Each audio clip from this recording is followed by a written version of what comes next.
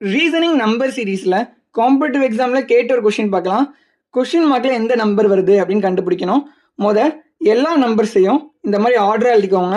Solve பண்ணும் போது ஈஸியாக இருக்கும். ஓகேவா? இப்போ என்ன ரிலேஷன் பார்க்கலாம். 108லேருந்து -9 பண்ணால் 99, கரெக்டா? அதே மாதிரி 99லேருந்து -11 பண்ணால் 88, 60லேருந்து -17 பண்ணால் 43. அப்போது என்ன பண்ணுங்க, 88லேருந்து -13 பண்ணுங்க. ஓகேவா?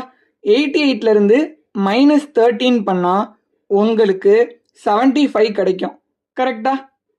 அப்போது 75 அங்கே வரும். இப்போது செக் பண்ணுங்க, 75லேருந்து -15 போட்டால் உங்களுக்கு 60 கிடைச்சிருச்சு. ஓகேவா? பாருங்க, -9 -11 -13 அப்படியே 2 இன்க்ரீஸ் ஆகிட்டே போதா? -2 -2 -2 அந்த ஆர்டரில் போகும். ஓகேவா? இதுதான் இந்த சம்முக்கான ஷார்ட்கட். ஓகேவா? அப்போது கொஷின் மார்க்கில் வர வேண்டிய number 75. Option B is the correct answer. உங்களுக்கு புரிஞ்சிருந்தா ஒரு ஃபாலோ மட்டும் பண்ணிக்கோங்க.